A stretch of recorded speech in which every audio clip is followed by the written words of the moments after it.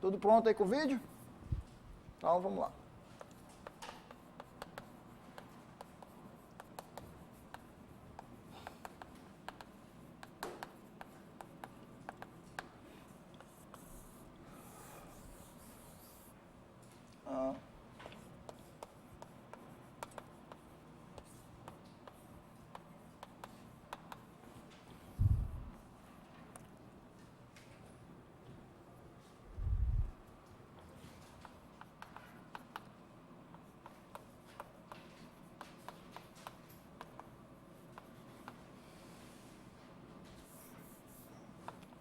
Vamos lá, vamos lá.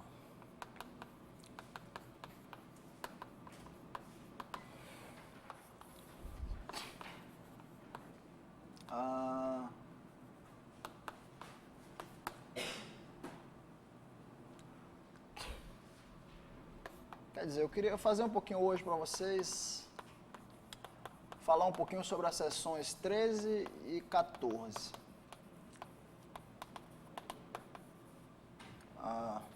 Do livro, tá? E, digamos assim, oficialmente, acabar a discussão, encerrar a discussão do nosso primeiro capítulo, tá? Pelo menos módulo exercícios. Aí, de repente, na semana que vem, a gente pode discutir aqui a solução de alguns exercícios que faltaram. Por exemplo, os exercícios 26 e 27 são chave para fazer a prova da fórmula integral de Cauchy que a gente fez ontem, né? Se vocês não tiverem tempo de pensar nesses exercícios, pense mais um pouquinho. Alguém chamando ali, e a gente faz, tá? Mas deixa eu falar um pouquinho hoje sobre as sessões 13 e 14, e aí a sessão 15 é mais uma outra expressão alternativa para o tipo médio, eu não vou falar não, deixo para vocês lerem, oficialmente nosso capítulo 1 aqui vai ficar encerrado nessa aula, tá? Mas não quer dizer que eu vou começar o capítulo 2 semana que vem. Semana que vem eu quero fazer uns exercícios aqui com vocês, de repente provar o teorema de Krein, se nesse final de semana eu conseguir ler o paper em russo.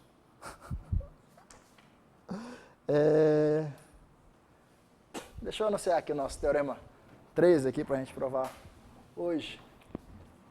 Vai ser o seguinte, né? Nosso teorema 1 do dia. Vou botar aqui.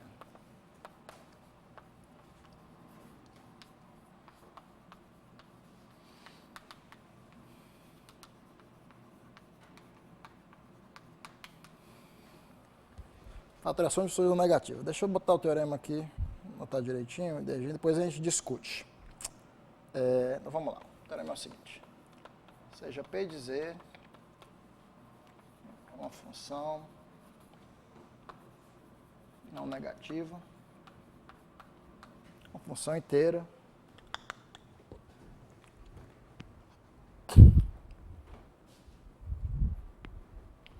uma função inteira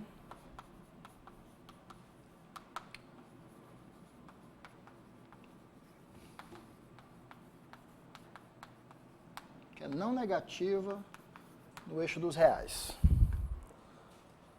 certo? Vamos botar aqui essa minha P não identicamente nula.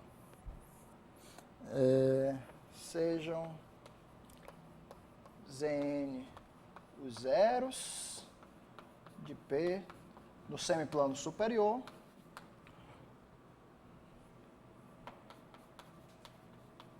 assuma que esses zeros satisfazem essa minha condição do produto de Blaschke, xn sobre yn sobre xn quadrado mais yn quadrado é finito. Então, a conclusão disso aqui é que você pode fatorar o P, dizer como sendo Q dizer Q estrela, quer dizer barra barra, se você quiser, onde Q não possui zeros em U e vale x menos y menor ou igual do que de x mais y, qualquer y maior do que zero. Tá.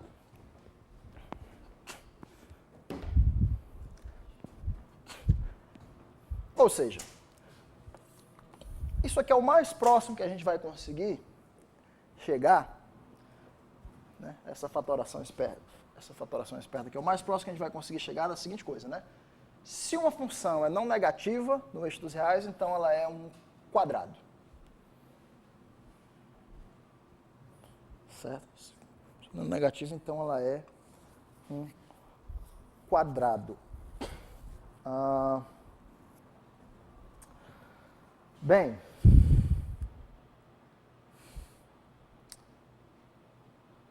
um quadrado nesse sentido aqui, né? Um Q de Z vezes Q Z barra barra. Então, essa notação aqui, estabelecer um pouquinho de notação que a gente vai usar daqui para frente, né? Eu vou sempre falar, se eu te dou uma função inteira Q, eu vou definir o Q estrela de Z para a gente, e para todo sempre vai ser Q de Z barra barra. Se Q é inteira, Q de Z barra barra é inteira, só passar duas barras aqui, então essa aqui é uma função inteira também. Tá? E você observa que a Q, vou dizer que uma função é real inteira, tá? Quando eu disser para vocês aqui que uma função é real inteira, isto é, eu quero dizer que Q de x pertence aos reais, se x é real, Q é real no eixo dos reais. Certo? Isso aqui é real no eixo dos reais, então, em particular, Q e Q estrela coincidem no eixo dos reais.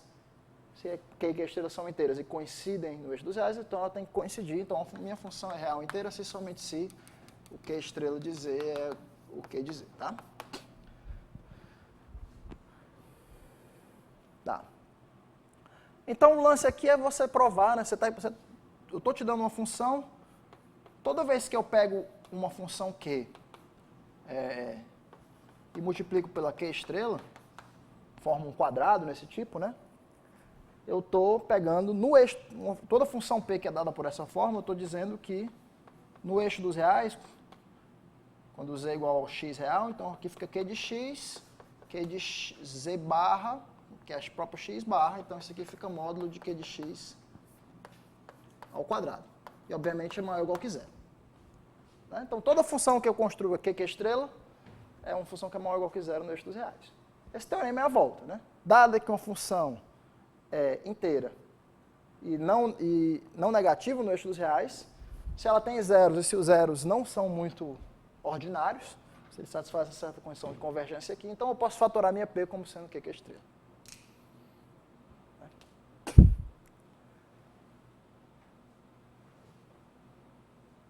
Isso aqui é sensacional. Esse resultado aqui a gente vai usar algumas vezes mais na frente. A gente já viu coisas desse tipo, né, quando fez no curso de análise harmônica. Eu acho que um polinômio trigonométrico, por exemplo, que a gente fez o resultado que o polinômio trigonométrico não negativo, né? Então tem que ser um quadrado de um outro polinômio trigonométrico. Teorema de Feyer, né? Mesma coisa vale para funções de tipo exponencial também, né? Uma função de tipo exponencial, função de tipo exponencial 2 tal, que é não negativo no eixo dos reais, é uma Q que é estrela, onde a Q tem tipo exponencial metade do tipo exponencial. Tal. Isso aqui vai ser uma consequência essencialmente desse resultado aqui e do meu querido teorema de Krein. Mas vamos ver como é que a gente prova isso daqui. Prova. Bem, essa condição dos zeros que está aqui, né? Essa condição desses zeros que aparecem aqui, é exatamente para dizer que o meu produto de Blaschke é convergente, né? Então a primeira coisa que você faz é o seguinte, né? Você começa definindo o produto de Blaschke B de Z como sendo produto de 1 até infinito, 1 menos Z sobre Zn, 1 menos Z sobre Zn barra, onde os Zn são os zeros no semiplano superior, tá? Semiplano zeros em U. Esse produto aqui, por essa condição estrela, define uma função que a gente viu que essa função aqui, ela é o quê? Ela é analítica qualquer compacto que não há uma distância positiva dos zeros, né? Em particular, ela então define uma função meromorfa. Tá. Tá. Então, você começa definindo essa função aqui. E aí você considera essa função, vamos ver, se eu pegar a minha P, se eu chamar, se eu fatorar a minha P, isso aqui implica que a P de Z, eu posso chamar ela de B de Z vezes uma certa F. Né? Posso escrever assim, né? Ou seja, né? Estou querendo dizer simplesmente que a F de Z é igual a P de Z sobre B de Z. Né? Essa função B de Z ela é meromorfa. Ela tem polos aonde? Polos no Zn bar. Certo? Mas quando eu dividir P de Z por B de Z, essa função aqui é inteira. Todo mundo concorda que essa função é inteira? Por quê? Os polos da B não vai ter problema, que agora eu vou passar para cima.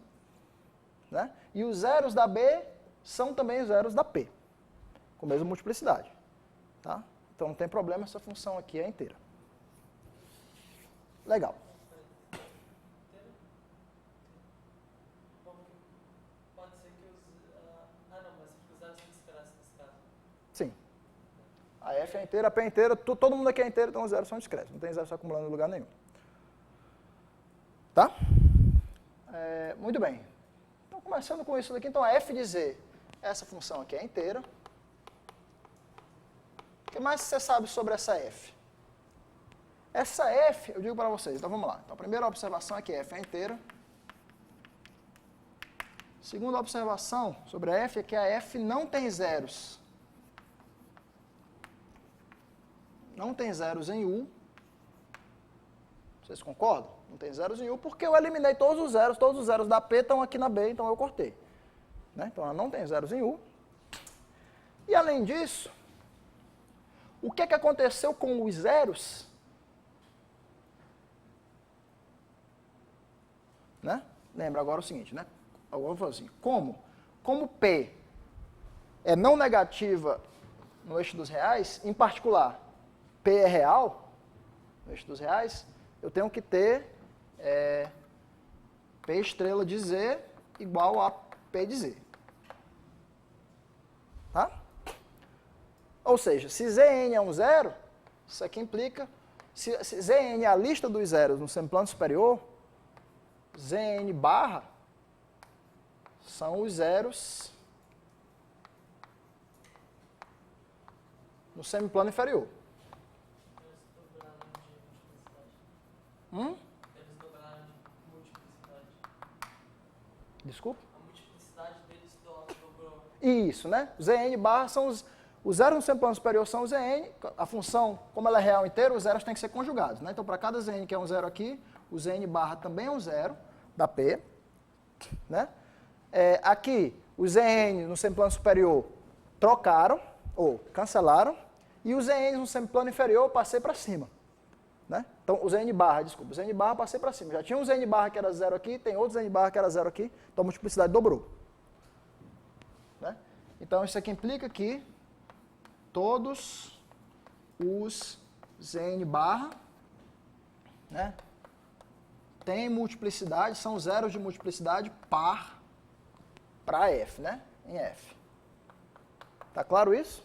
Eles têm multiplicidade par. A multiplicidade dele em P é a que eu dobrei. Então, provei que a F não tem zeros no semiplano superior. Todos os zeros no semiplano inferior têm multiplicidade par. Eu gostaria de concluir que todos os zeros da F, todos eles têm multiplicidade par. Né? Então, só falta ver os zeros que estão no eixo dos reais. Agora, os zeros da F que estão no eixo dos reais são os zeros. A B não tem zero aqui no eixo dos reais. Né? Então, são os mesmos zeros da P no eixo dos reais. Mas a P é não negativa no eixo dos reais. Então, quando você faz se você pegar um zero, todo zero tem que ter multiplicidade par. Tá claro isso? É só você fazer a expansão de Taylor ao redor daquele zero. Se ele tivesse multiplicidade ímpar, a função tinha que trocar de sinal. Você olhar só como a função do eixo dos reais. Né? Fizer a expansão analítica ao redor dela. Né? Então, como P de x é maior ou igual que zero, isso aqui implica que todos os zeros reais de P, né? E, portanto, de F tem multiplicidade par.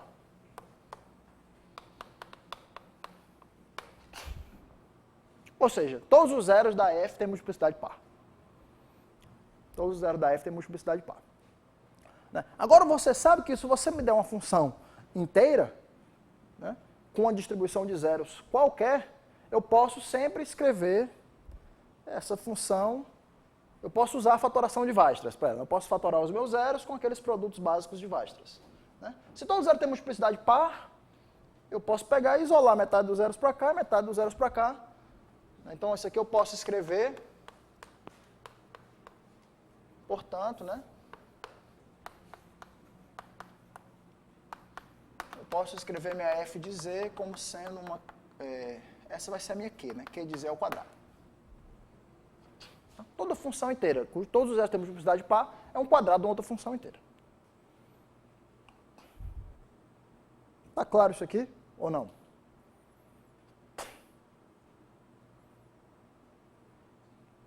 Porque lembra que toda função f de z é um produto daqueles fatores básicos de Weierstrass, vou chamar aqui, é n, né?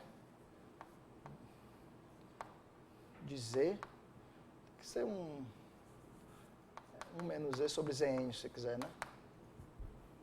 Os produtos desse aqui de Weierstrass, e você tinha que pegar esses produtos aqui, crescendo, né? Esses caras aqui são 1 menos z sobre zn, vezes e elevado a z sobre zn, mais z sobre zn ao quadrado, mais blá, blá, blá, blá, blá. Eu acho que é isso aqui, né? Z sobre zn elevado a n. Tem um meio, né? 1 sobre n fatorial. Pronto, esses produtos aqui, né?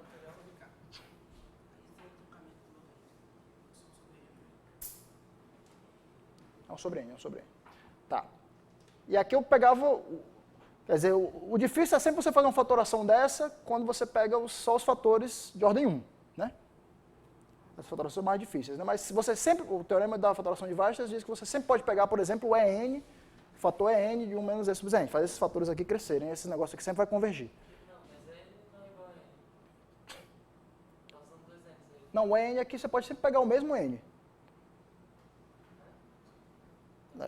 Tá? Difícil é você pegar o E1, né? O E1 que era só com dois caras, mas você pode sempre pegar o EN aqui. Esse aqui é o... Se você pegar só o E1, esse produto não necessariamente converge.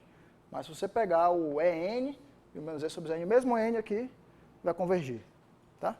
Ou qualquer coisa que cresça mais rápido que isso. Se pegar L2N, cresce mais rápido ainda. Tá? No caso aqui, como a gente tem uma quantidade par de zeros, a gente poderia pegar para o N... Para cada um desses, poderia pegar o n mais 1, se você quisesse, né? E aí, separava metade, pega metade desses negócios aqui e chama de Q. E a outra metade também vai ser Q, então fica Q ao quadrado. Tá.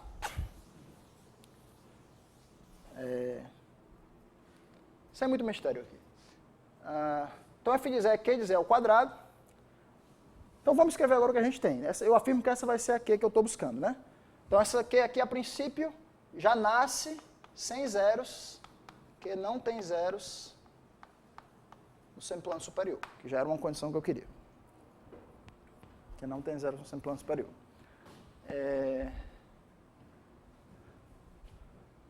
Que mais?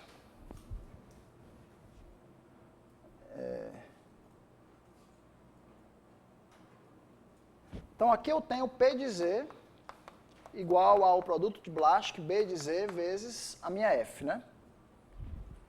P igual a B vezes F, P igual a B vezes Q de Z ao quadrado.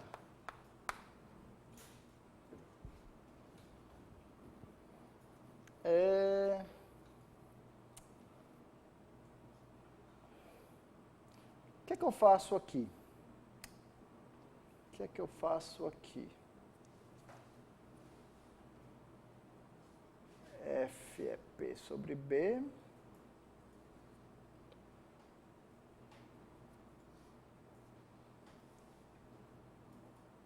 Então, eu poderia tirar o barra, tirar o estrela aqui, P de Z igual a B estrela de Z, que é estrela de Z ao quadrado. Se eu passasse barra, barra aqui. Tá? De modo que quando eu multiplique, isso aqui vai ficar P de Z, P estrela de Z,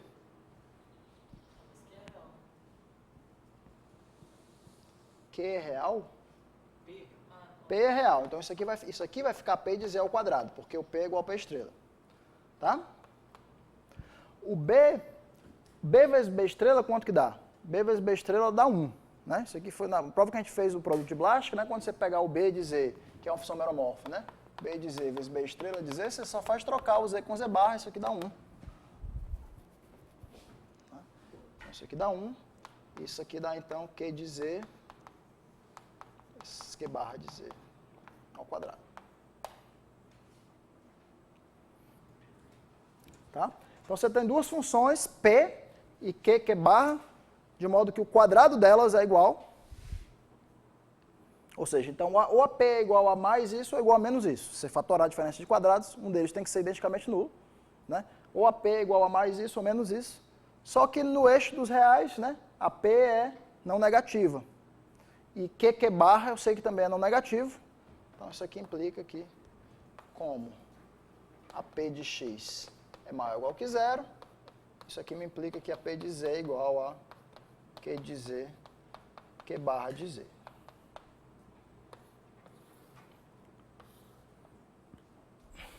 Tá? O que é que está faltando provar? Então, essa aqui é a minha decomposição. Faltou só provar que a Q satisfaz essa condição aqui, né? Que a Q de x menos y é menor ou igual do que Q de... Q barra é menor ou igual do que a Q. Como é que eu faço isso aí?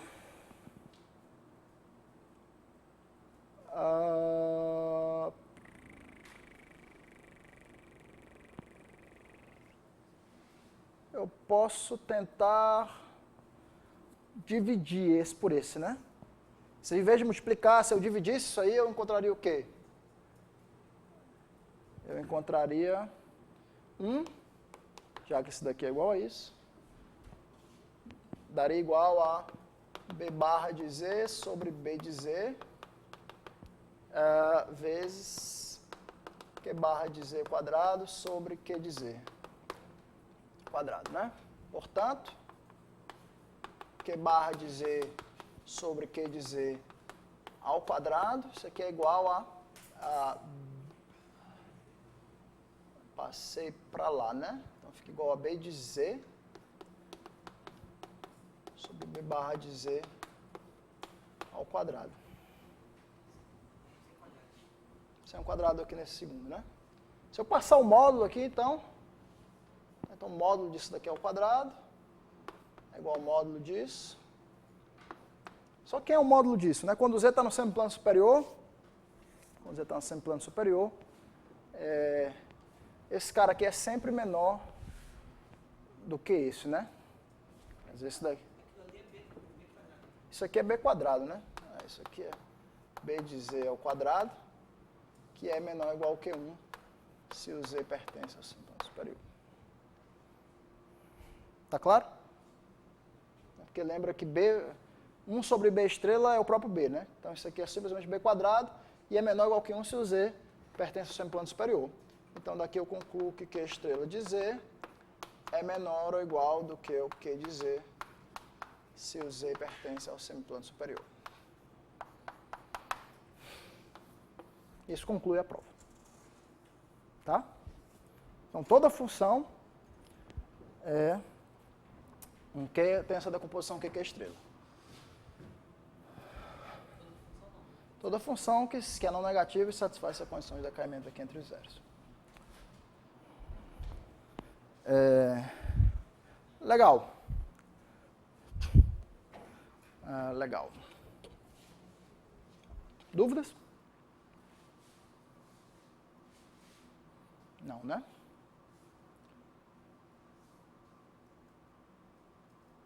Não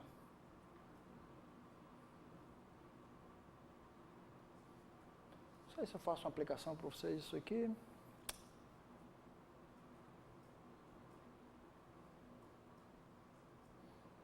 Vamos...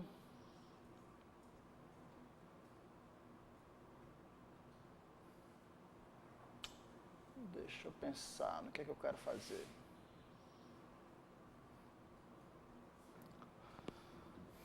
Vou pensar um pouquinho nisso aqui. comentário inocente aqui, um comentário inocente sobre essa fatoração.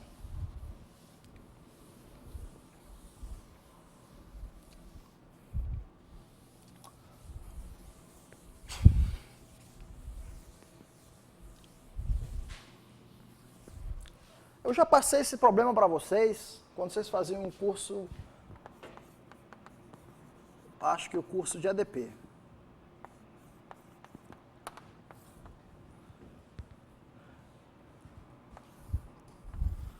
Como é que eu encontro uma função? Como é que eu encontro uma função f inteira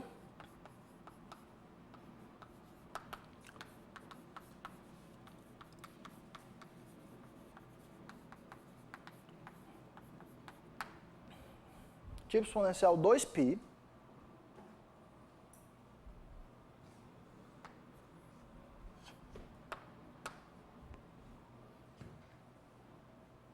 vamos botar aqui ao contrário, uma função inteira integrável, só para não complicar, nosso coreto, com f chapéu suportado em -1. Mas eu queria que a sua f fosse maior ou igual do que a função delta. Ou seja, eu queria que a f de 0 fosse maior ou igual que 1 e a f fosse não negativa no eixo dos reais.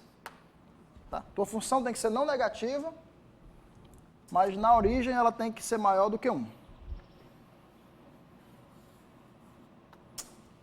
Com a transformada de Fourier com suporte compacto em -1.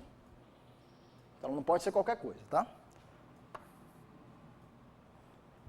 Tira a condição de f ser inteira, né? Função integrável, contínua, né?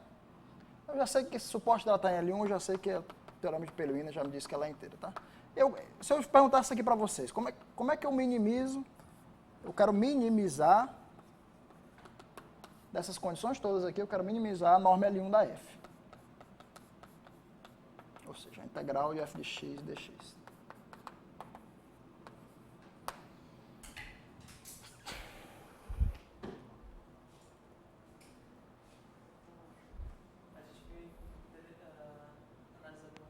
Você viu em análise harmônica, não viu esse problema? Como é que era a solução que a gente fez lá? A solução que a gente fez lá era simplesmente o seguinte. Certo? A gente usou a fórmula da soma de Poisson. Não foi? Vocês lembram que a fórmula da soma de Poisson quer dizer, se eu for a inteira e tentar somar de Fourier com suporte compacto -1, pelo teorema de Pellewiner, né, ela é uma função inteira de tipo exponencial 2π. Certo? Então, o procedimento que a gente fez foi esse, né, no curso de análise harmônica. Né? Se f tem a transformada de Fourier, tem função integrável, transformada de Fourier contínua, tem suporte em -1, eu volto pelo teorema de Pellewiner, então minha função, se a função é contínua, tem suporte -1, então obviamente ela é L2, eu volto, então a minha função é inteira tipo exponencial 2π, né, e integrável. Tem um teorema que a gente fez depois, não sei se vocês lembram, que é o teorema de Pauli-Plancherel, que a minha função f' continua também sendo tipo exponencial 2π e continua sendo integrável, portanto a f é de variação limitada. Se f é f' integrável, f é de variação limitada, e se uma função tem variação limitada, eu posso usar a fórmula da soma de Poisson pontualmente. Né? O que a fórmula da soma de Poisson me dizia? Me dizia que, por exemplo, a soma do f de m era igual à soma do f chapéu de k. Caso x igual a 0 da fórmula da soma de Poisson. Certo? Agora, minha transformada de Fourier, minha função tendo transformada de Fourier em -1, esse lado aqui, né, isso aqui é m inteiro, isso aqui é k inteiro, esse f chapéu de k só existe, na verdade, um termo nessa soma, né? Que é o meu f chapéu de 0. E desse lado aqui, ó, a soma do f de m, todos os pontos inteiros, a função é sempre maior ou igual que 0, e no ponto 0 ela é maior ou igual que 1. Então esse lado aqui é certamente maior ou igual do que 1, se vocês concordarem, certo? Beleza.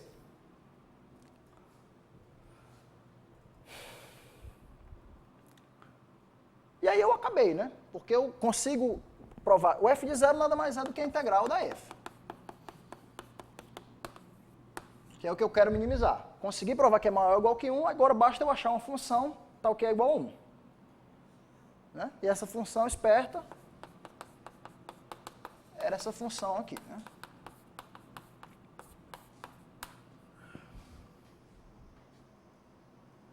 Uma função que em todos os inteiros dá 0 e no 0 dá 1. Portanto, ela satisfaz essa igualdade aqui. Foi assim que a gente fez no curso. Vamos agora tentar dar uma outra solução para esse tipo de problema usando o teorema que a gente acabou de fazer. Certo? Vou começar a dar uma solução porque mais na frente vocês vão ver que a fórmula da soma de Poisson não vai ficar tão disponível assim, né, do jeito que a gente quer.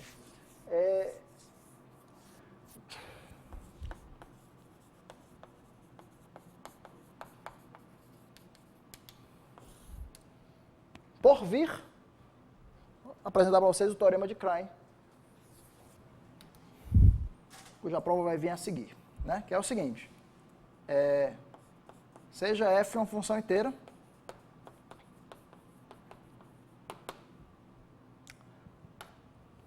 são equivalentes.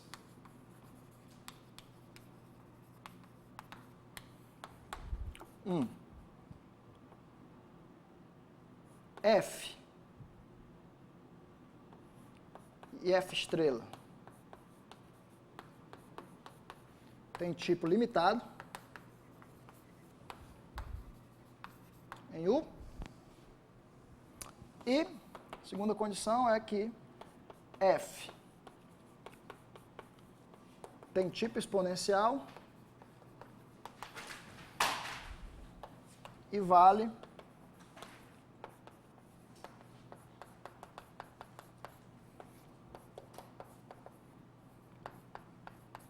que essa integral é finita. A gente já viu que a condição 2 implica 1, né? Na aula passada. Que a gente viu as caracterizações, condições para a função ter tipo limitado, né? A gente viu que o tipo exponencial matava duas daquelas condições, essa daqui era a terceira. E a prova difícil que a gente vai fazer semana que vem é que 1 implica 2. Tá, vamos admitir que você conhece isso. Se isso aqui vale, essas duas condições aqui implicam que o tipo exponencial da f, o tal da f, é igual ao máximo entre o tipo médio da f e o tipo médio da f estrela. Tá? Estou dizendo para vocês, isso aqui é parte do teorema ainda, tá? Se isso aqui vale, então isso aqui ainda vale também.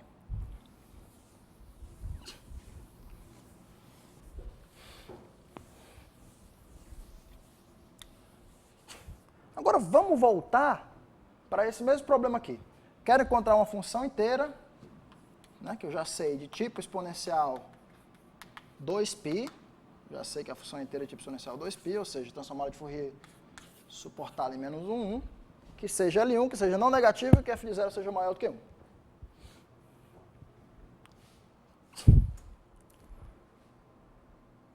Bem, estou dizendo para ti que a f tem tipo exponencial, e se eu disser para ti que a função é integrável, f integrável implica que esse negócio aqui é integrável. Isso aqui é usando a desigualdade de Jensen, tá? Isso aqui você pode usar uma desigualdade de Jensen para, digamos, para verificar isso daqui.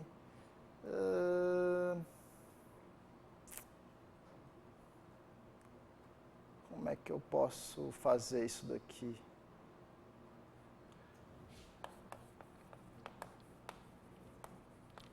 Desigualdade de Jensen certamente me dá o quê? Que o log da média, né? Integral de f de x mais 1, vamos botar assim, se eu quiser f de x mais 1, como é? Vou usar a desigualdade de Jensen com logaritmo. Logaritmo é convexa para baixo. Então, a média dos f's é maior ou igual. O f da média é maior ou igual, né? Então, se eu pegar isso daqui, log de 1 mais x, dividir por 1 mais t2 dt. Isso aqui é uma medida de probabilidade, talvez tenha que dividir por 1 sobre π aqui ou alguma coisa do tipo. Hã? 1 sobre π, né? Isso aqui é maior ou igual do que 1 sobre π, que eu botei esse fx mais 1 para poder tirar aquele log mais ali, que é a integral de menos infinito até infinito. De quem? De log de módulo de f de x mais 1, tem módulo de fx mais 1 sobre 1 mais t2 dt. Isso aqui é certamente maior ou igual do que 1 sobre π, menos infinito até infinito, do que o log mais de f de x. Tá? Porque se f de x for menor do que 1, estou botando esse mais 1 aqui para ficar exatamente maior do que o log mais. Então, se a f for integrável, né? Se a f for integrável, obviamente esse pedaço aqui é integrável, e esse pedaço aqui é integrável, então esse negócio aqui é finito, portanto esse cara aqui vai ser finito, né? Então, infinito. Ok. Só querendo dizer que se a f for integrável, isso aqui satisfaz. Então, eu tenho uma função integrável tipo exponencial. Então, vale que f e f estrela tem tipo limitado. A gente já provou isso daí. F e f estrela tem tipo limitado, obviamente as funções são inteiras, né? Então, tem uma função de tipo limitado que é inteira, portanto, não tem ponto de acumulação na origem, e eu posso, então, usar a fatorização de Nevanlina, né?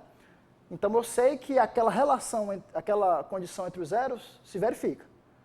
Né? Porque faz parte da fatorização, a gente provou isso, que aquela condição entre os zeros se verifica, e eu estou podendo usar o meu teorema, que eu acabei de provar. Bem aqui. Certo?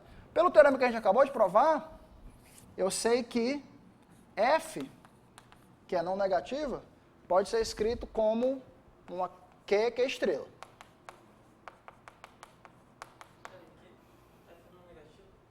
F não negativa, por hipótese, né?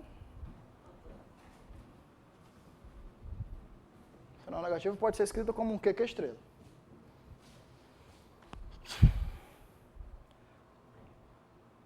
Agora eu queria concluir que se a f tem tipo exponencial 2π,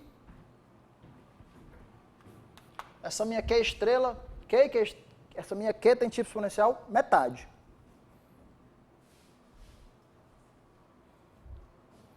Como é que eu faço para provar que a minha Q tem tipo exponencial metade?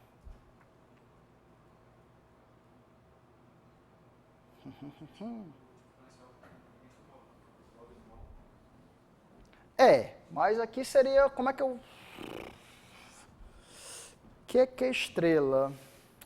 Vamos ver como é que a gente faz isso daqui.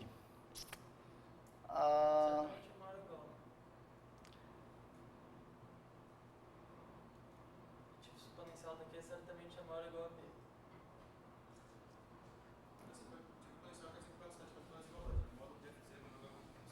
b. Isso.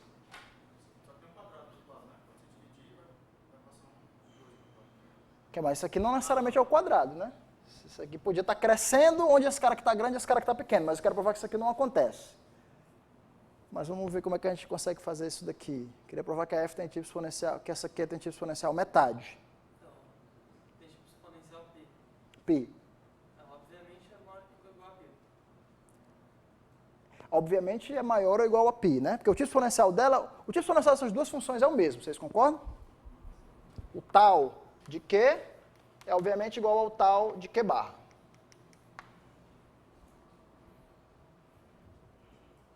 Certo? Muito bem. Muito bem.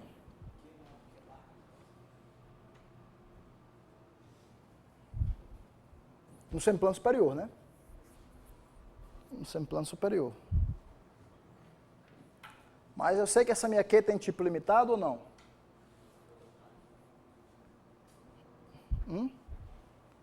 Eu consigo provar que essa minha Q também tem tipo limitado?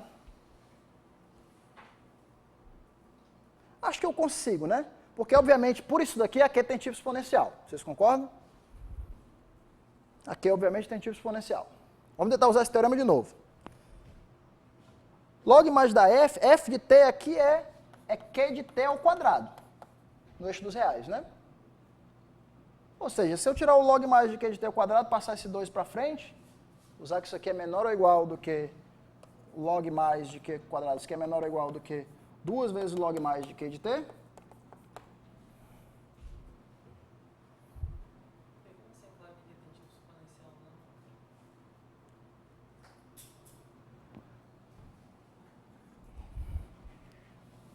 Espera aí, o que eu quero fazer aqui?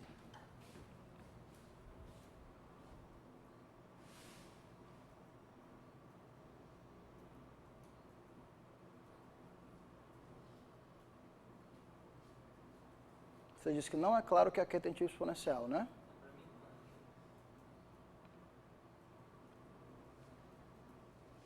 Tem razão, não é. Então, como é que eu vou fazer isso daqui?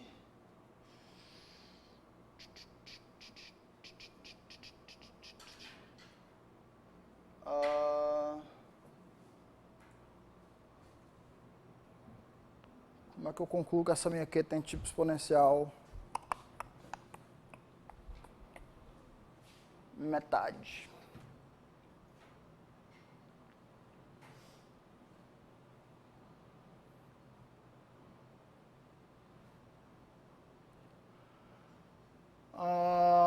Vamos ver.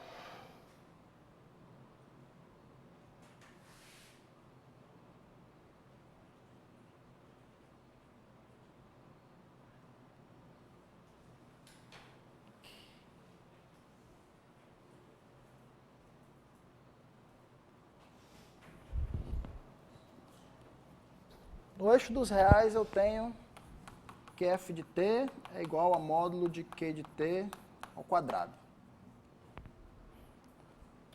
Ou seja, essa minha aqui é uma função L2.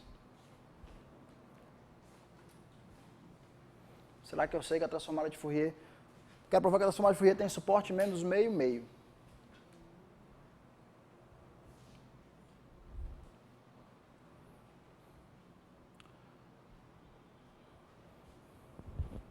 Mas, a princípio, ela poderia ter suporte...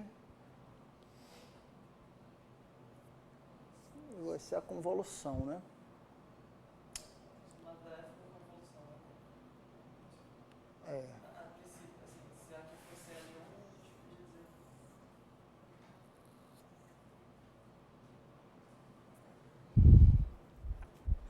Melhor, se aqui é transformado de Fourier daqui fosse L1, não necessariamente dá pra fazer a convolução. Ou dá? Ah não, QTP dá pra fazer.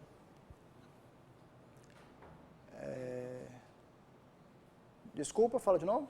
A transformada de Fourier daqui tá em 2 também, então Uhum. que dá pra convoluir ela QTP, né? Porque basta o ponto que converte. Mas, a princípio, não estaria no meu...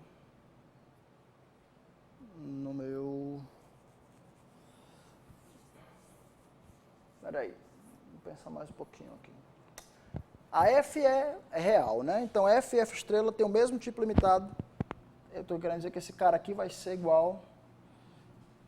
O V de F vai ser igual ao V de F estrela. Então, nesse caso aqui, você ainda tem que o tipo exponencial de F é o mesmo tipo médio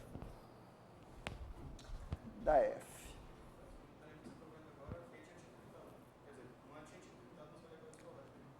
Como é que eu provo que a Q tem tipo limitado? Será que eu consigo provar isso daí? Eu provei que Q estrela é menor do que Q, né? Será que sai da minha prova que a Q tem tipo limitado? O produto de plástico tem difusões. Que é o quadrado, essa P...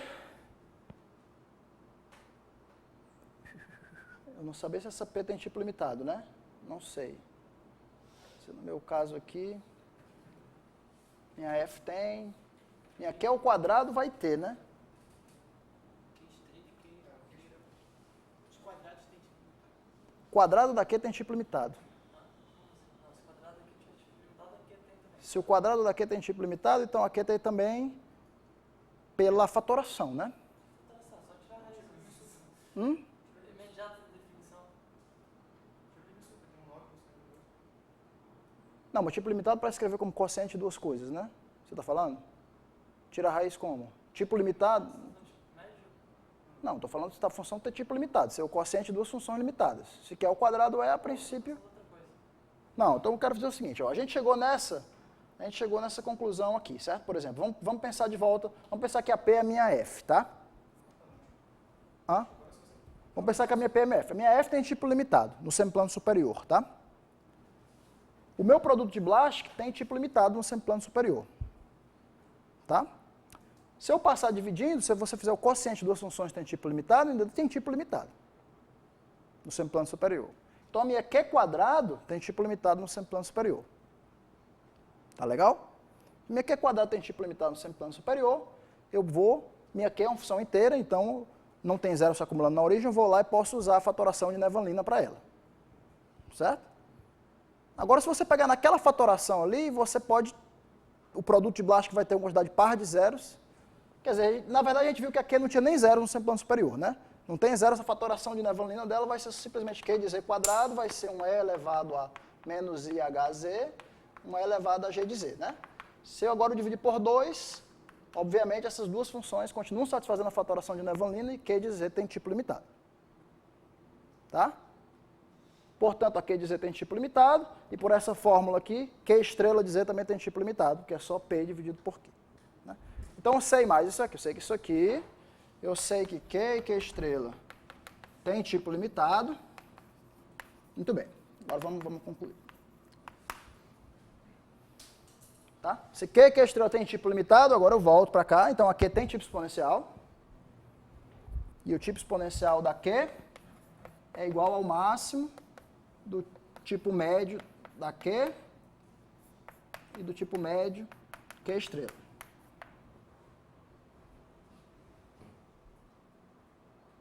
Tá? Muito bem. Quem é o máximo desses dois aqui? Lembra que a Q estrela, como a gente definiu, a Q estrela é menor do que a Q. Se a Q estrela é menor do que a Q, o tipo médio da Q estrela é menor ou igual que o desse. Então, o máximo desses dois aqui é o tipo médio da Q. Então, o tipo exponencial da Q é igual ao tipo médio da Q. Muito bem. Portanto, mais um passo. Dessa equação aqui, eu sei que o tipo exponencial da F é igual ao tipo médio da F, por causa disso. E o tipo médio soma, né? O tipo médio de produto, então isso aqui dá o tipo médio da Q mais o tipo médio da Q estrela. Só fala por causa a primeira igualdade porque a F é real, né? É porque a F é real. E essa desigualdade aqui é porque a F... Isso não pode ser. Tá bom.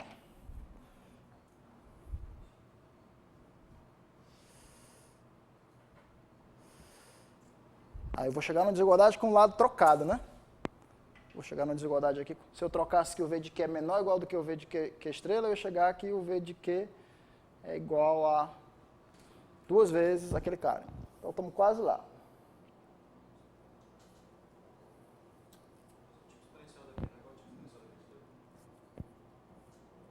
O tipo exponencial... O tipo exponencial da Q estrela é igual ao tipo exponencial da Q, né?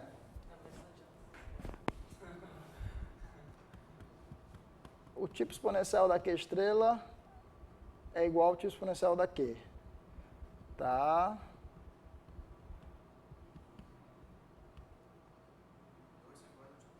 Não, só com esses truques aí não vai dar. Por que os dois são iguais ao tipo médio da Q? Eu sei que um é o tipo médio da Q, mas não sei que é o tipo médio da Q estrela. Não, só com esses truques não vai dar. Calma, rapaz, tem um pouco de fé. Tem que ter mais fé. Eu quero ver...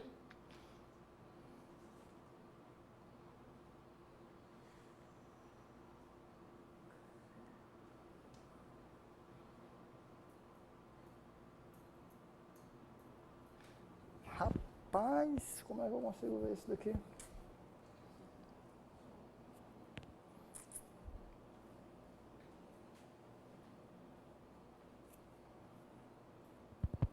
Vamos lá, estamos quase lá.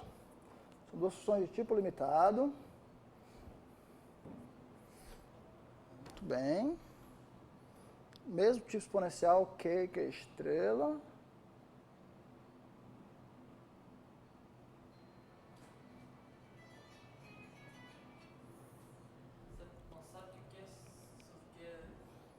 Você não sabe o que estrela tem a ver com esses produtos de plástico, né? Se você puder usar alguma coisa sobre o tipo médio do produto de plástico, quanto é que é zero? Tipo médio desse produto de Blaschke é zero, né? Não, tá tipo Pronto, tipo médio do produto de Blaschke é zero. Exatamente. Vamos voltar aqui para a conta, né? Vamos voltar aqui para a conta. Vamos voltar para essa conta aqui, né?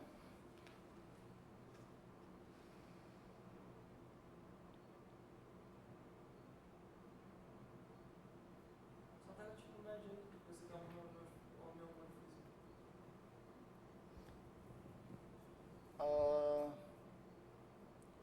Tá, mas esse é o produto de Blasch com os zeros do sempre plano superior. Aqui são os zeros...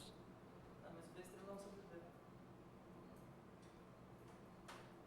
B estrelão sobre B, né? Então a gente fica exatamente com isso daqui, com essa igualdade aqui, né?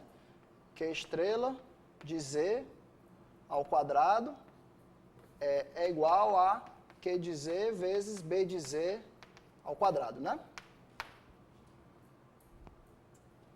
Usando que B estrela é 1 sobre B. Tá? Estrela fica isso daqui.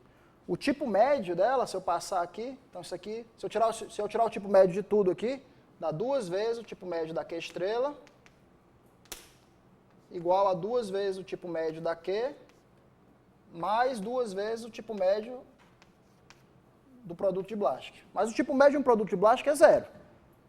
Porque pela fatoração de Nevanlina, produto de Blasch, mais o E elevado ao tipo médio, quando eu escrevo só produto de Blasch, o E elevado ao tipo médio vai estar E elevado a zero. Né? Então o tipo médio desse cara aqui é zero. Então, daqui a gente conclui que o tipo médio do Q estrela é igual ao tipo médio da Q. Tudo bem. Então isso aqui, na verdade, é tudo igual, tá? Isso aqui é igual ao tipo médio da Q estrela.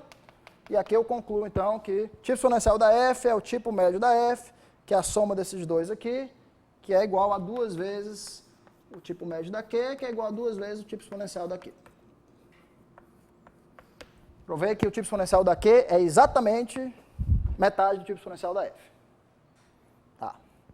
Disse que ia dar para fazer com esses truques. Tem que ter fé, rapaz.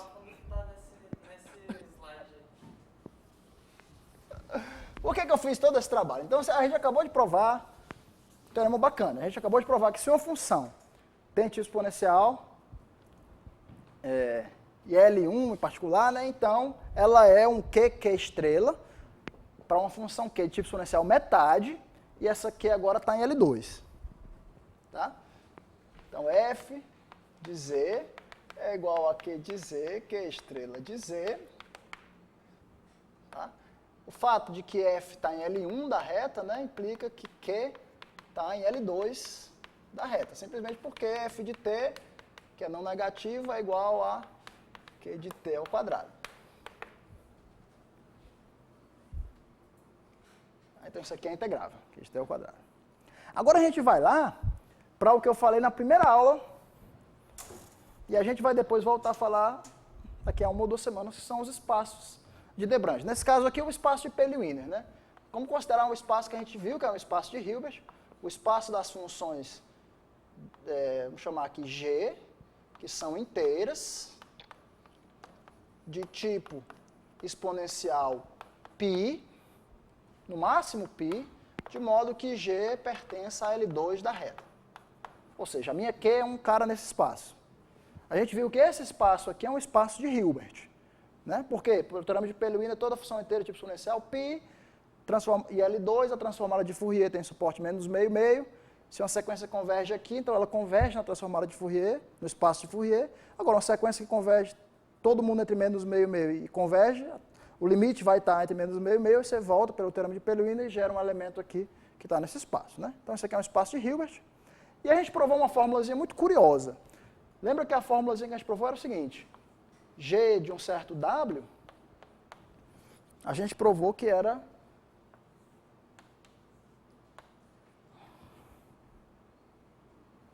a integral de G de x, se você quiser,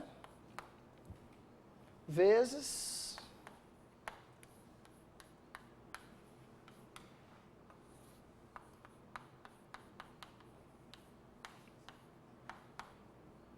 foi isso que a gente provou?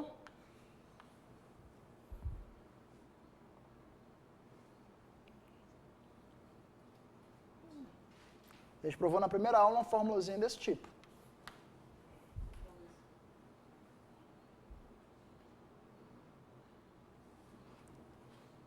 Tá? Isso aqui não tem maiores mistérios não, tá, gente? É só você usar que seno de px sobre px, a transformada de Fourier desse cara aqui, é a função característica de menos meio e meio. Tá? Faz a conta aqui, vê o que é que vai dar. Vai dar exatamente o g de w. Usa que isso daqui é igual a passa a transformada de Fourier dos dois lados. Aí dá g chapéu e aqui você vai encontrar o que você... Vai ser uma translação por W, eu quero W ou W barra aqui? Não, eu quero... aqui barra pode entrar aqui, você está falando, mas aqui é o seno de tudo aqui, né? Deixa aqui, deixa quieto. Mas, em particular, o que eu quero dizer é o seguinte, né? Em particular, você vê que se você tem... E essa função aqui está no seu espaço, tá? Seno de px, x menos 1 constante, px menos 1 constante é uma função que está no seu espaço. Obviamente, ela é inteira, tem tipo exponencial π, e ela é integrável, ela é L2, né? Porque o seno é só entre menos 1 e 1, e aqui tem um x no denominador, quando eu fizer x quadrado, isso aqui integra. Certo? Então, o que é legal é você escrever o seu g de w como sendo uma integral de menos infinito até infinito, uma certa g de x vezes um certo kernel, que eu vou chamar aqui k de wx dx, certo? K barra, né? Ou seja, você está querendo dizer que o g de w é dado por um produto interno g com seu kw, seu produto interno no espaço L2, né?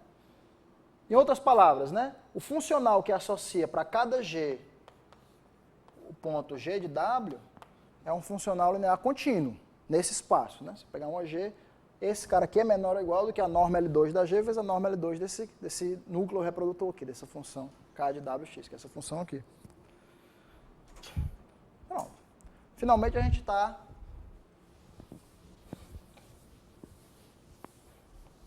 preparado para resolver o nosso problema.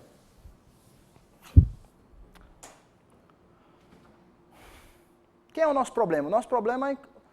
O que é que o nosso problema se resume? A gente já fatorou a nossa f, nós já fatoramos nossa f como sendo Q, que é estrela. Ou seja, a minha f de t vai ser igual a módulo de Q de t ao quadrado. Então já não tenho mais problema, porque isso aqui é obviamente maior ou igual que zero. Quando eu escrevo a minha f como Q, que é estrela, minha f já é não negativa no eixo dos reais.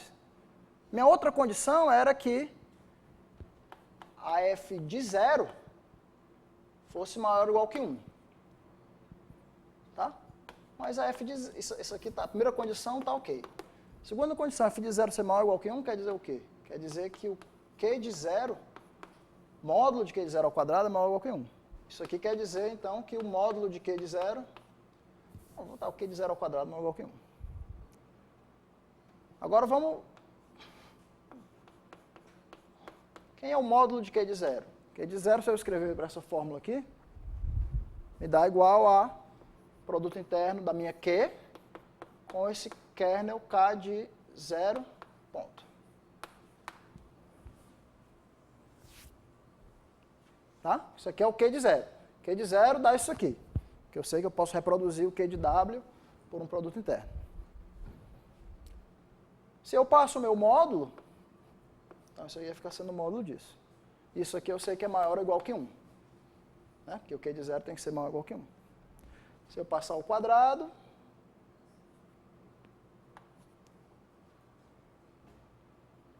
agora eu uso Cauchy-Schwarz. Cauchy-Schwarz aqui, produto interno, isso aqui é menor ou igual do que norma de Q ao quadrado, vezes a norma de K zero ponto ao quadrado. Certo? Que é igual a norma de Q ao quadrado vezes... Quem é a norma de K0 ao quadrado? É simplesmente o produto interno K0 ponto com K0 ponto. Agora eu vou usar esse negócio aqui na minha função onde G é K0 ponto.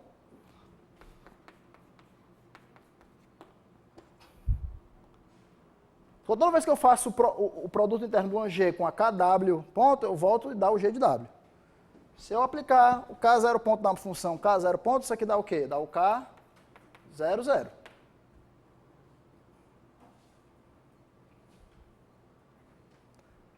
E o K00, minha função aqui, KW de x é exatamente essa. Seno de π, tem um π aqui, tá? X menos W sobre π, x menos W. A função é essa daqui. Aqui. Tinha esquecido. Quem é o K de 00? K de 00 dá 1, tá? K de 00 dá 1. Então, isso aqui dá, que é o quadrado. Portanto, mas quem é que é o quadrado? Que é o quadrado da integral de Q de t ao quadrado dt. Quem é Q de t ao quadrado? Integral de f de t dt. Então, a gente foi todo esse caminho para provar que o f de t é maior ou igual que 1. E a desigualdade pode ocorrer quando? A desigualdade pode ocorrer quando Q de 0 é igual a 1 e quando vale... O caso de igualdade aqui é legal, porque o caso de igualdade aqui é o caso de igualdade na desigualdade de Cauchy-Schwarz. A gente sabe que o caso de igualdade de Cauchy-Schwarz acontece somente se minha função que eu estou buscando Q é um múltiplo dessa outra função aqui. Então, a igualdade ocorre somente se a minha Q for igual a uma certa constante complexa, Q de Z foi igual a uma certa constante complexa, vezes o K de 0Z.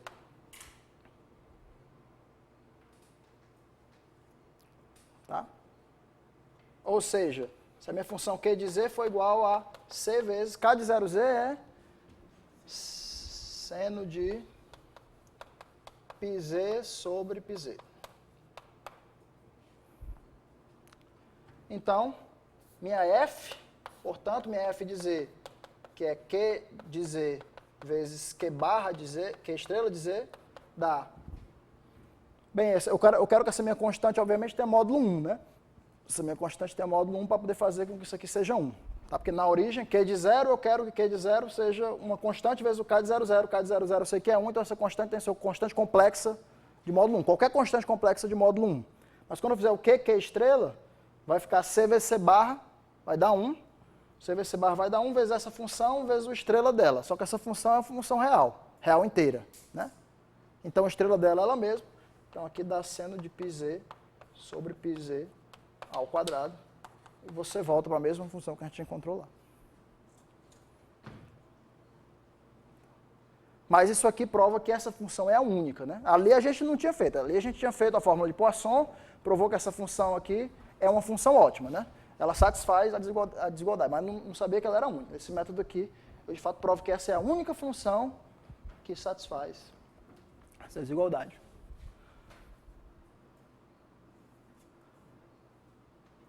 Qual é a vantagem disso aqui? A vantagem disso aqui é que a gente, à custa de um certo trabalho, mas isso aqui vai ser muito natural para você no futuro, tá? Isso aqui, eu fiz aqui uma vez, mas isso aqui a gente vai, próxima vez que eu vou fazer, eu vou só dizer que a F é Q estrela, QT metade exponencial e blá. Né? Mas a vantagem disso aí foi não usar a fórmula da soma de Poisson. Certo? E isso aí vai ser conveniente em várias aplicações que eu pretendo fazer com vocês aí no futuro.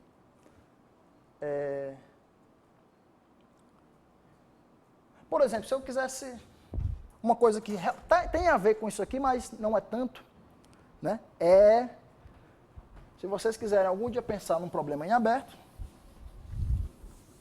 é esse problema aqui, ó. É o mesmo problema que eu estou te dando aqui, só que no Rn. Ou seja, estou no Rn aqui, gostaria de ter uma função de tipo exponencial, esquece tipo exponencial, esquece isso aqui agora. Uma função f L1 do Rn com a transformada de Fourier dela, suportada num certo compacto K. Esse K podia ser uma bola, podia ser o cubo, podia ser qualquer coisa que você botasse esse K, vamos dizer assim, um K, um compacto convexo, se você quiser, centrado na origem. Um triângulo, qualquer coisa que você quiser. E eu, mesma coisa, eu quero que a F seja não negativa, quero que ela majore a delta, quero que F de 0 seja maior ou igual que 1. E a pergunta é, quero minimizar, quero encontrar o mínimo a norma L1 da F. O Rn.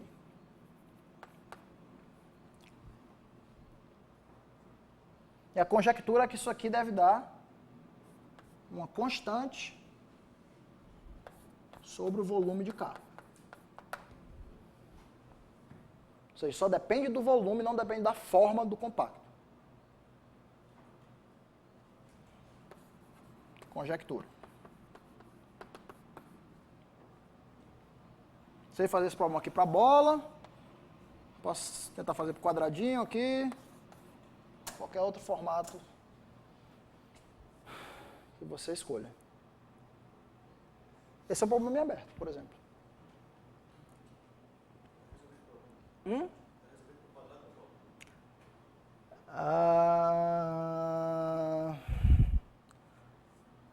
Certamente está resolvido para a bola e também para o quadrado. Para o quadrado, você até sabe fazer. Para o quadrado você sabe fazer porque você sabe fazer usando a fórmula da soma de Poisson.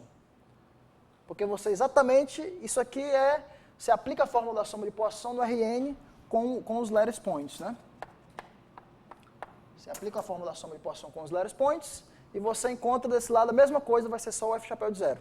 Todos os outros lattice points vão embora. E daqui você vai ficar que é maior ou igual que 1. E aí você tem uma função que satisfaz, que é exatamente o produto desses caras. O produto desses caras aqui é a função extremal no caso do quadrado. No caso de bolas, aí você se complicou porque você não pode usar mais aquilo ali não. A fórmula de Poisson é uma fórmula boa quando você tem um lattice. Toda vez que você tiver um certo lattice, ou um quadrado ou alguma coisa que seja uma transformação linear, um quadrado, você pode tentar fazer usando esse tipo de coisa. Que aí a resposta acho que vai ser um produto dessas funções aqui ou as correspondentes transformações lineares. Mas se tiver uma bola, uma elipse, qualquer coisa, aí você se complica. No caso de bola, como é que você prova? No caso de bola, você prova que tal majorante, se tem um cara que é extremal, você pode radializar ele. Por exemplo, se existe um majorante F, ele tem que ser, sem perda de generalidade, radial. Como é que você pode fazer? Você pode, por exemplo, integrar o F de R de x, você considera a função F chapéu de x, como sendo integral de F de R de x, d mi R, por exemplo, onde você integra sobre o grupo de rotações.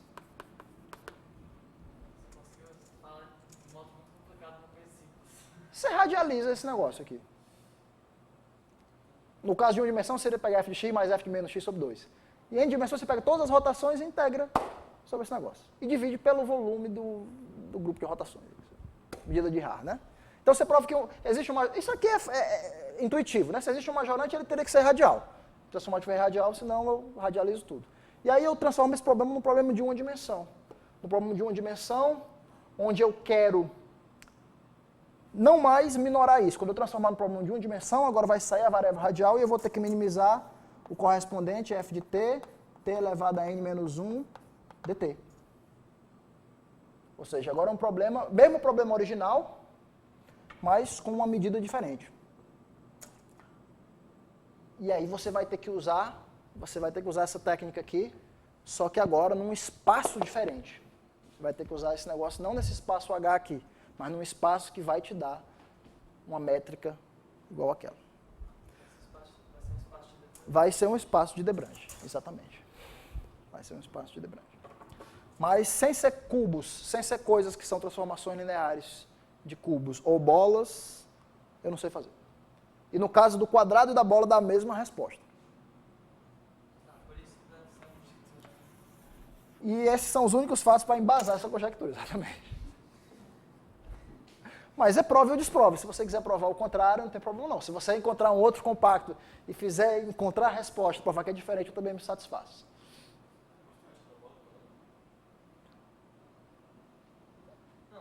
É a mesma resposta, constante sobre o volume.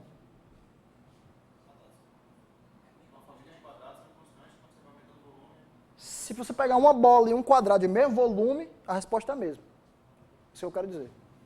A resposta só depende do volume do compacto. O que é difícil aqui é que no caso... Porque aqui, no caso multidimensional, o quadrado, você tinha a fórmula de Poisson. Beleza, você fez sem sujar as mãos. No caso da bola, você reduz, você radializa o problema, transforma o problema em uma dimensão, e aí pode usar esse resultado legal. Função inteira, tipo exponencial integrável, é um Q que é estrela. Mas esse resultado aqui, que a gente com certo esforço aqui provou, não vale em dimensões maiores. Se você tiver uma função não negativa, de várias variáveis complexas, não necessariamente ela é um QQ estrela para alguma Q, tipo exponencial metade. O análogo desse resultado aqui é que é complicado. Se ela for radial, é o que eu estou dizendo. Aí você reduz a uma variável e prova que essa função de uma variável é uma função analítica em uma variável. E aí você faz. Tá, então é mais ou menos aí que entram essas decomposições. Eu acabei falando mais sobre isso do que eu deveria. Mas aí, quando for na próxima aula, a gente continua. Então eu acabo esse capítulo na próxima aula. Mas isso é só para dar a vocês um insight do que é que vem para frente, de como é que essas coisas aqui são utilizadas. Legal. Legal. Então vamos encerrar por aqui hoje, 6h20, tá bom? Continue fazendo os exercícios, quando for semana que vem a gente continua.